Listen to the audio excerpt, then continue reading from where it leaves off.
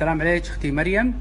مريم الحمادي. مريم الحمادي، الله يعطيك الصحة والعافية. مريم، على السريع اللي عرفناه ان عندك بنوتك الصغيرة اللي كلمتيني عنها قبل حوالي سنة، الاطباء عجزوا عن علاجها، مرض جلدي كان نادر، قالوا لك ان ما لها علاج اطلاقا، اتفاجأتي بان يعني جسمها كامل التهب، خفتي حتى من ان قاعد المرض يتطور اسرع واسرع، صحيح؟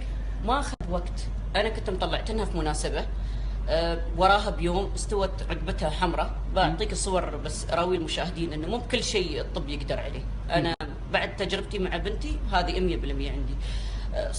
صارت حمراء، انتفخت، اوديها مستشفى يعطوني امراض غريبه عجيبه، ادويه انتيبيوتيك، جلديه ما جلديه، ما نفع اي شيء. يعني رئيس قسم الجلديه ما عرفوا يسووا وياها شيء. في شيخ مر علي وقالوا لي عنه، وقال انه ممكن بيمر. شيخ مسجد، هو مطوع في مسجد او امام مسجد. نحن نسميه المطوع، شيخ المسجد. طبعا هو كان رافض يجي للمستشفى، بس انا انقطعت فيني السبل، خلاص ما في فريق طبي كامل يقول لي ما نعرف شو فيها، ما يناسب عرض يناسب هالمرض، عرض ما يناسب هالمرض، و5 اعراض تناسب هالمرض، 3 اعراض ما تناسب المرض.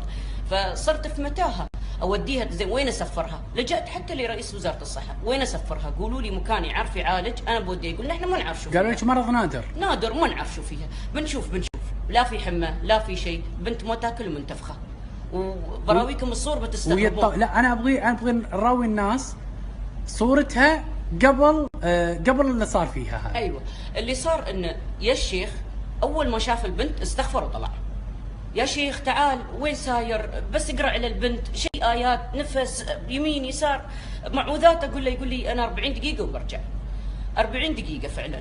الشيخ راح ورجع لي جايب لي ماي زمزم، غرشه ماي وغرشه فيها زيت.